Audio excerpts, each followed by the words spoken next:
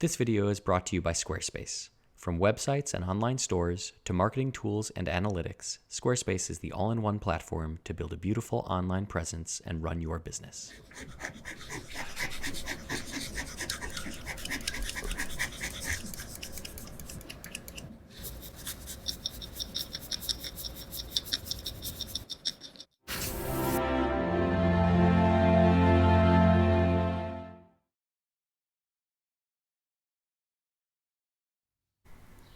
While part one of this series was focused on removal and undoing, removal of the surface grime, removal of the old varnish, of the old retouching, of the old fill-in, of the other retouching, of the other fill-in, of the other overpainting, of the linings, plural, Part two is focused squarely on putting things back together. A new interleafed lining, new fill-in, new retouching, new varnish. And it all begins here with the Belgian linen canvas that gets marked to fit and cut to size. The interleaf for this lining will negate any movement that the Belgian linen is wont to do with humidity changes. So with the painting all sandwiched together, it can go onto the large hot table. The air extraction tubes can be set into place, the heat turned on, set to temperature, and then the vacuum pump can be turned on and the air extraction can begin, providing even, distributed pressure on the whole painting. This video largely glosses over all of the materials preparation because, let's be honest, watching me cut canvas, glue, and film isn't all that exciting. I mean, it's not even that exciting for me to do that work.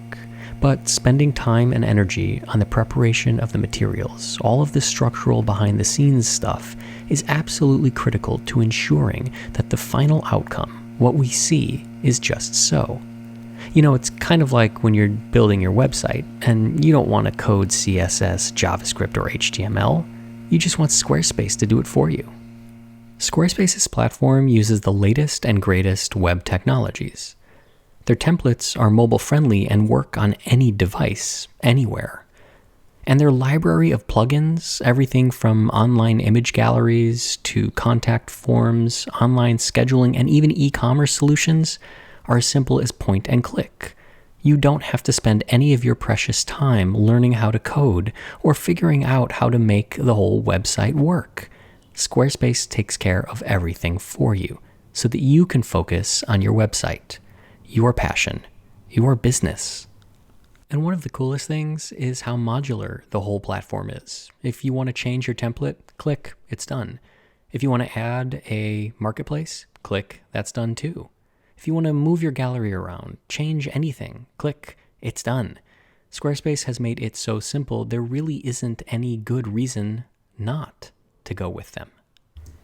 So head over to squarespace.com for a free trial, and when you're ready to launch, go to squarespace.com/Baumgartner to save 10% off your first purchase of a website or domain. So you plus Squarespace plus the interwebs equals world domination. Cool. Back to the painting. I left the stretcher as is because it really wasn't important to focus on right away, but now I do have to start preparing it to receive the painting. There are so many rounds of tacks and nails in this support that I questioned whether or not it was even worth saving. Ultimately, however, it is worth saving. It's a pretty good support, and unless there was something catastrophically wrong with it, I wouldn't throw it away. Now, it is missing several keys, so I'm going to go over to my shop and I'm going to start preparing some new ones by tracing out one of the original ones. I can ensure that they're going to be identical and that will fit properly doing this way. I have learned my lesson and bundled up this stack of keys with some painter's tape just to make sure that they aren't sliding around. And I am being careful with my fingers. I do like them and need them. But using a sharp bandsaw blade is the best way to ensure that I get a clean, nice cut. And with one cut, there we go. Keys. I'll sand them up just to make them look a little bit nicer, but also so that they slide in the mortises a little bit better. Rough wood seems to bind. While I was dealing with the stretcher, the painting was allowed to cool, and now that it is room temperature, I can turn off the vacuum pump, remove it from the sleeve, and bring it over to my large table where I will start to fill in all of the voids. And voids there are. Lots of them. So I'm using a fairly large palette knife here, and I'm not being all that delicate. I'm just going to try to cover up all of the areas as much as I can. I can always remove what I apply now, so there really isn't any benefit to trying to be really reserved. I need to make sure that all of the areas of loss are filled in and smoothed out, because I don't want any waves, bubbles, wrinkles, divots, or other planar distortions to catch the light once I've applied a varnish. I'll make multiple passes of thin fill-in material, one after the other, until I have built up enough of the material that I'm confident the divots are all filled. And then, after it has had some time to dry, a day or two, I can begin removing the excess. There are many ways to remove the excess fill-in material, and I can start by using a cotton swab dipped in water and slowly working around the excess fill-in material.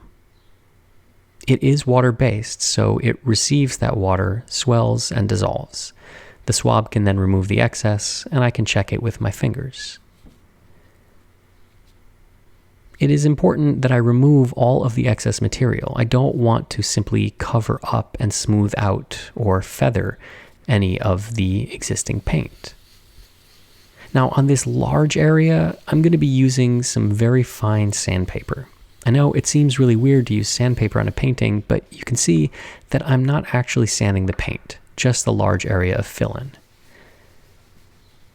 Once all of the excess is removed, I can take a little bit of water on a shop towel and just clean up the surface of the painting, removing any of the dust and any of the residues.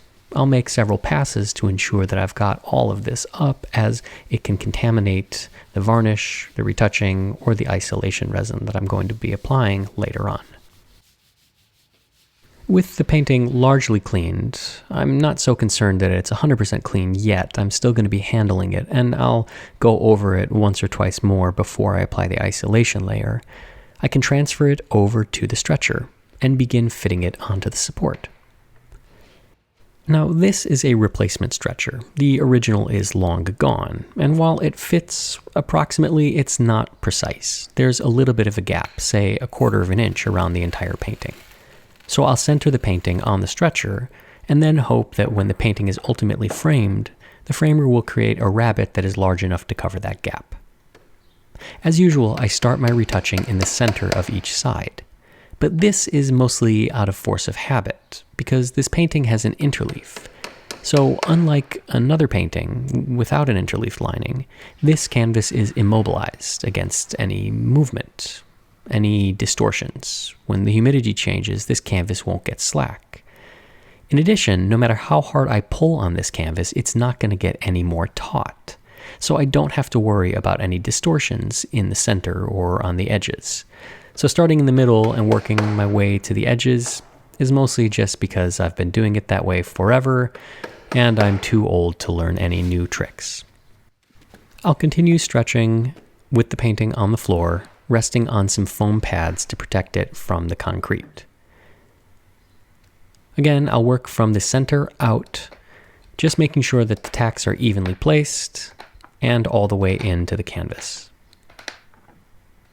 It's riveting work. And once I'm done, I will flip the painting on its face and then start trimming up the excess canvas from the lining. There's really no critical need to save any of this canvas, but I like to keep some of it so that I can fold it back on itself and then use tacks to secure it in place. I think it looks nice, and it's a sign of craftsmanship that I think my clients appreciate. So using very small tacks and folding the canvas in, I'll go ahead on the back and just secure it into place. These tacks don't provide any real structural stability or any benefit to the stretching itself. They're just here to keep the canvas in place and to make everything look nice and tidy. After years and years of doing this, there is actually one side of my magnetic steel tacking hammer that has been ground down to a rounded edge from a square one, just from running it along the back of the canvas. It's pretty amazing, actually, when you think about it. And now with all of the stretching work done and all of the canvas tidied up, I can take these beautiful new keys that I have made and insert them into the stretcher. Now on a normal painting that isn't lined with an interleaf, these keys are absolutely critical to adding tension to the canvas. But here, because we have an interleaf, that's not really necessary. The function of the keys is mostly to keep the stretcher together. These joints that were made by the stretcher maker aren't exactly precise. There's a little bit of play. And the keys help compensate for that play and help keep the stretcher square and from getting all wonky. Once the keys are installed, I'll take a little bit of fishing line and another tack and I'll secure them into place. I do this because I don't want these keys to fall out. I'm not concerned that they're really going to get lost. They can always be replaced. I'm mostly concerned that they're going to fall in between the stretcher and the canvas and create a bulge or a dent over time. And now I can do a final wipe down of this canvas to get rid of all the residues before the next step, which actually isn't applying an isolation layer or doing any retouching. I'm heading over to the easel because I want to do something before I do retouching.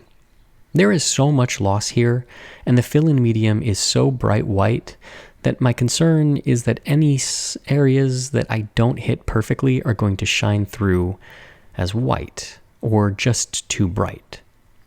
And since much of the painting has an abraded look, particularly in the coat and the background, I need to set up a situation whereby I can mimic that look.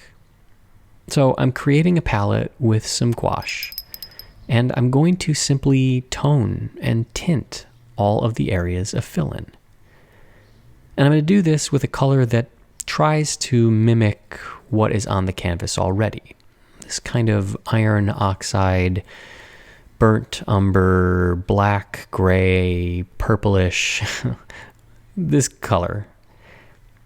And I'm doing this because I want to make sure that any areas that I don't cover with the retouching paint aren't bright white.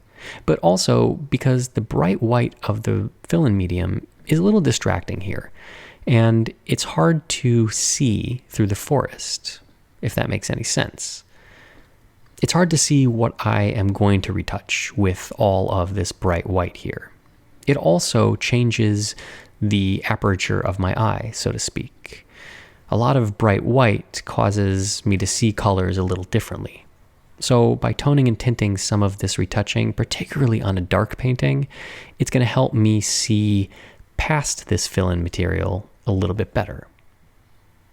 So I'm going to work my way through moderating the color a little bit because it's not a uniform color on the entire painting. There are areas that are more blue, areas that are more pink, areas that are a little bit more gray. And particularly on this area, I need to make sure that I've got all of the white gone so that when I do add my retouching paint, I can be a little bit looser and not have to worry about this fill-in medium shining through. And so with all of this completed, now I am ready to apply the isolation layer.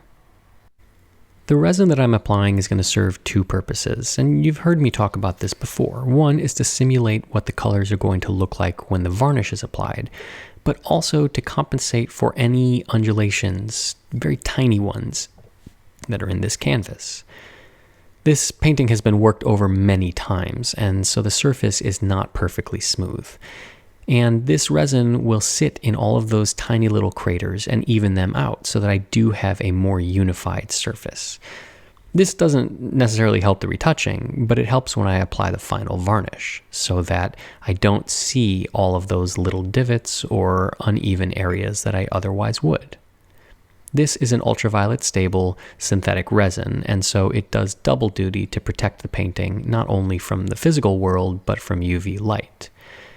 The final varnish also does that, so I guess you could say this painting has double protection.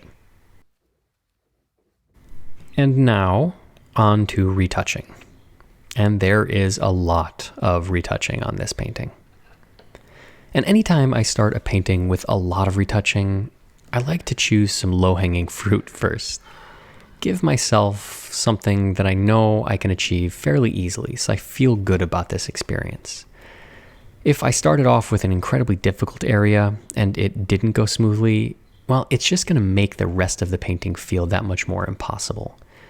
So by notching an easy win, it allows me to trick myself into thinking that the rest of the painting is going to be as cooperative. And so I started with the hand. It gives me an idea for what the flesh tones are going to look like and for how the paint is going to react on the canvas. There are lots of little abrasions here, and unlike the last retouching, which just saw fit to glaze them all in with one fell swoop of a large brush, here I'm just adding little dots. Now, as you notice, I applied these dots. They actually lighten up once the paint dries. When the varnish is applied, they'll darken up. So if they look a little light now, that just means that they're going to look right when the varnish is applied. Now, with the easy stuff done, there is nothing left but the hard stuff, the face.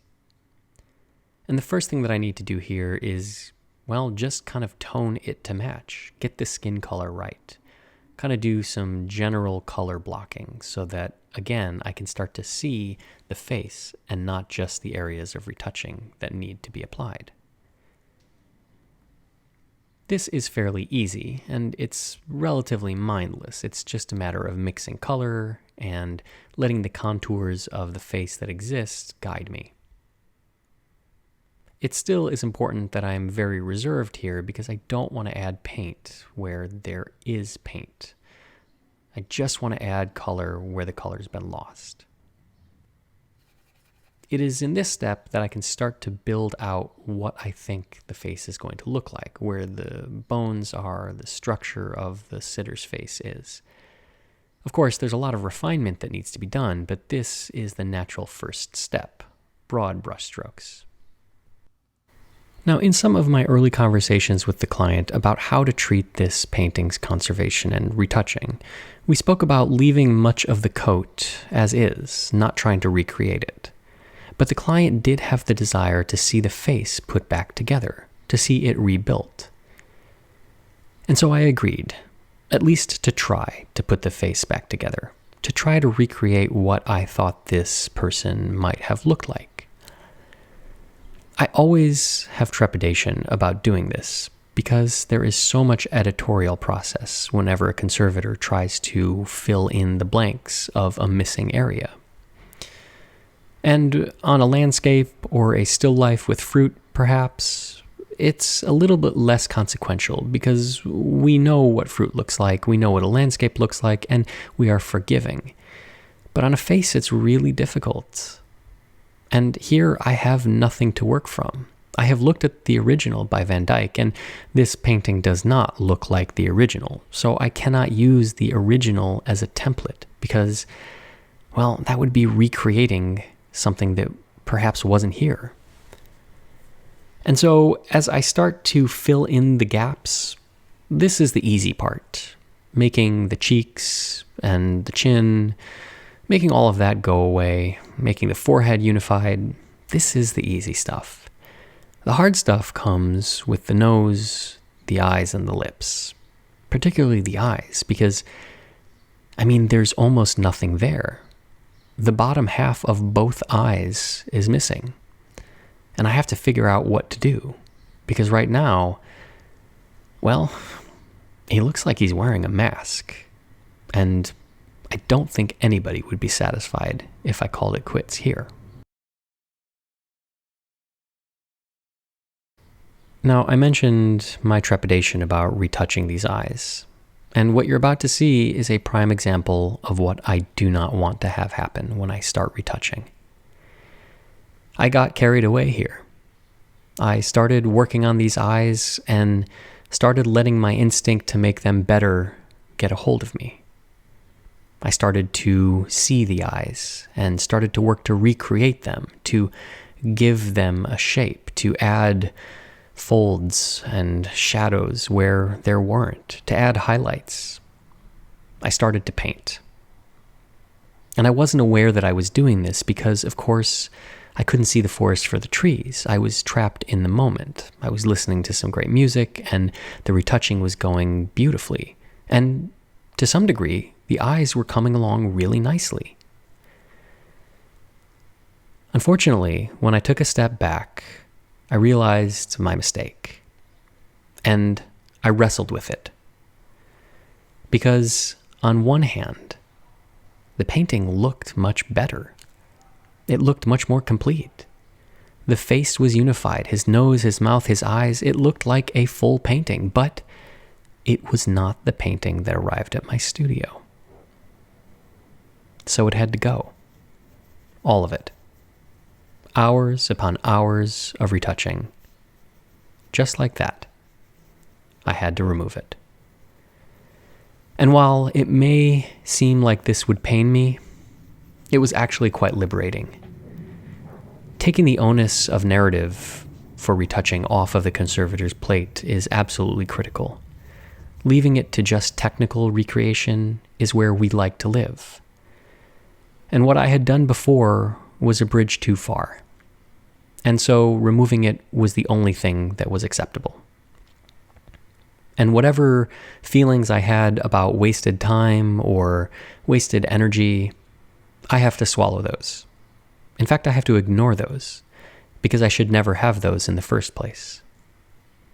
So, with a clean palette and a more acute sense of what I actually needed to do, I began retouching for the second time.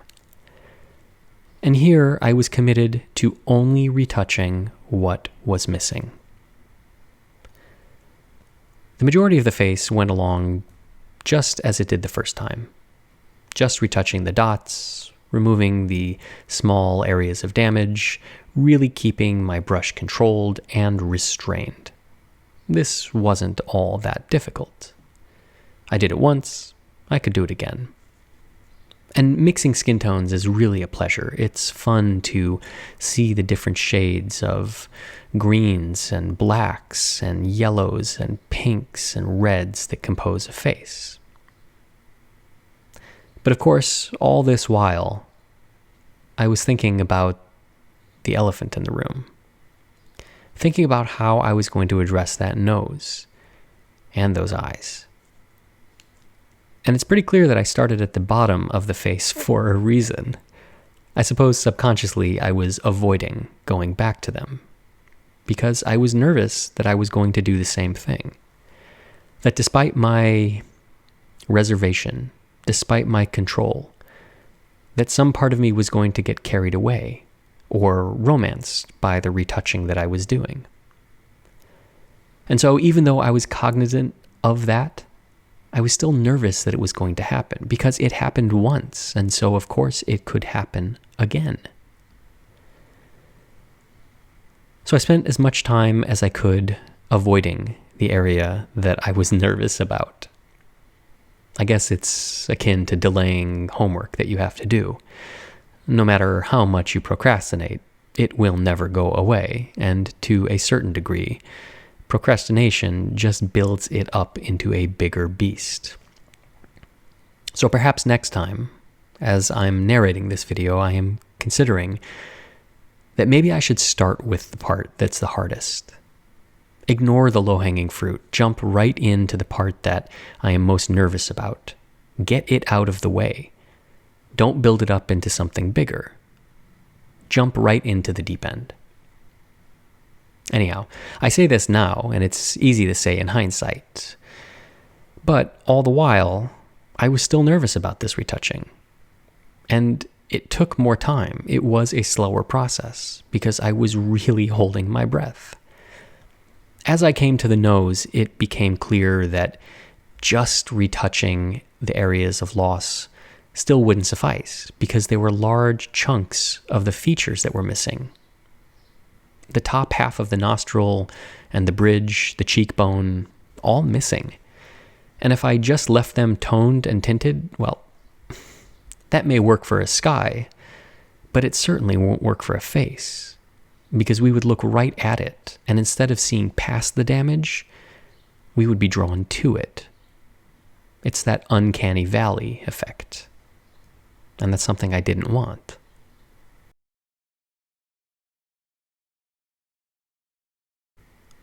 So on to the eyes.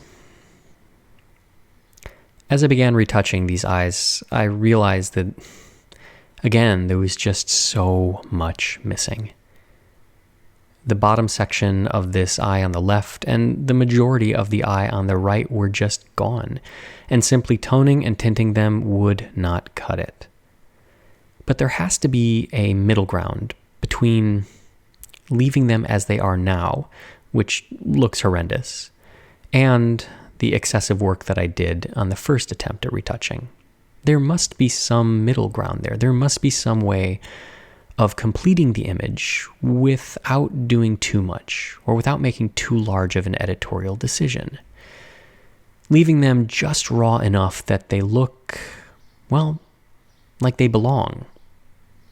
But not so raw, not so empty and abused and damaged that we jump right to them and say, well, that doesn't look right. Why aren't there eyes there? And it's really a hard thing to retouch something imperfectly.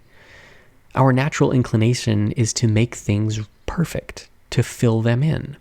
Crisp, clean edges, solid areas of color. But that's not this painting. There are no crisp edges here. Even where there should have been, they are worn and abraded. And so as I start to define parts of the eye, I have to keep my lines looser, a little bit rougher, a little bit less defined, which is a way of thinking that is unnatural. It's much like asking a house painter to just kind of sloppily paint the house so that it matches the old 100-year-old paint job. I'm sure a master painter can do it, but it'll take a rethinking, a new approach, and a conscious effort to do that work. But I think that if one can shift their mindset, change how they go about things, deviate from their norm, get out of the routine or rut, and be a little bit more creative, that it's totally possible. It is completely plausible to add something to a painting, retouching, that actually looks old and weathered and worn, maybe even a little damaged, so that it fits in with the rest of the piece. At least, that's what I hope happens when I'm done.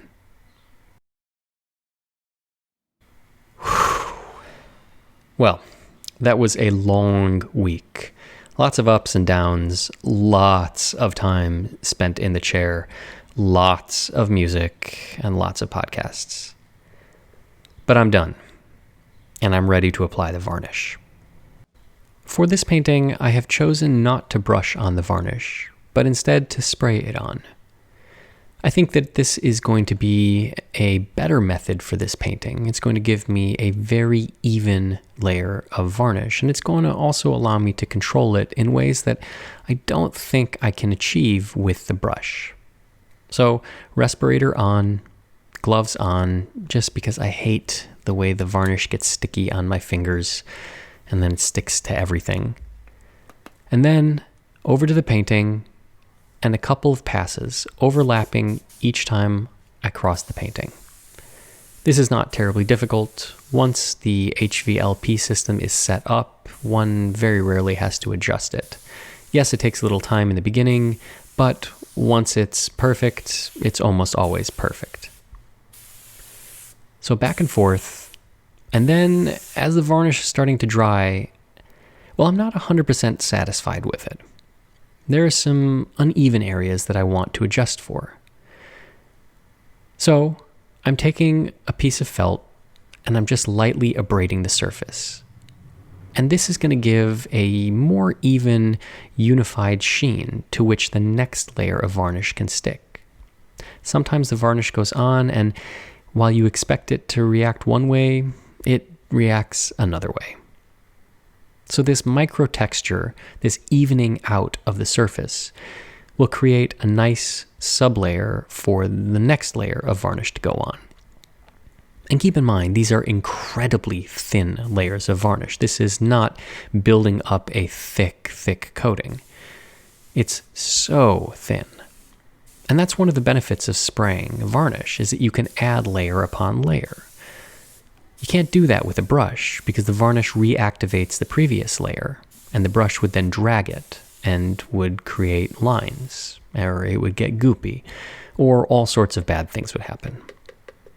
Now, while that layer of varnish is setting up, I'm switching to a different varnish, a different sheen, a gloss, pure gloss. And I'm spraying from a little bit higher up. And I'm allowing some of this varnish to dry in the air as it's atomized and fall as a crystal to the surface of that tacky first layer. These little crystals of glossy varnish will land and stick to the tacky varnish. And then, once dry, they'll be incredibly glittery, really beautiful. Again, this is an effect that can't be achieved with brushing.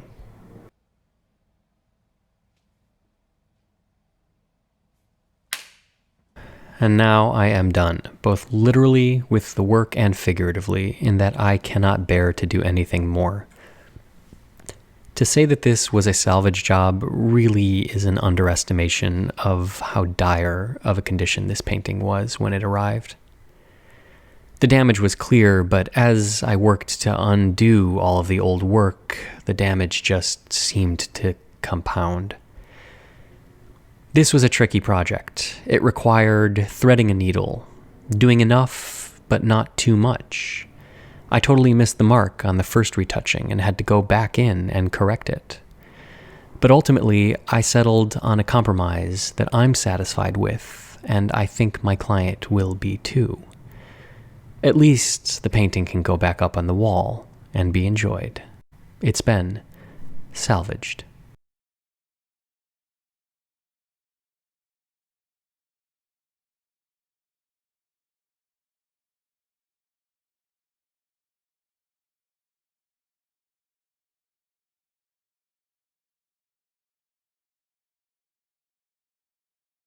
There's so much left. You're right, there's so much left. You haven't even finished the little dots. I know. Why? Because it's slow. Just scribble. No, I can't. You can just do lines and then perfect. I wish. I have to go slowly. And I have to use this tiny little brush. Oh. What if you just get a big brush and then... Well, I can't do that. That's against the rules for me. And then it'll just be done. Yeah, but that's not how it works in this job. I can't do that. I have to go very slow. But what if you could just use a machine that would paint for you? Oh, I would love that, but nobody made that machine. But what if you could buy one? Well, I can't. Nobody sells one. Oh! I hope you've enjoyed this video. If you have questions or would like to learn more about this or any of my other projects, head over to Patreon, where members get ad-free videos and get to ask questions that are answered in follow-up epilogue videos.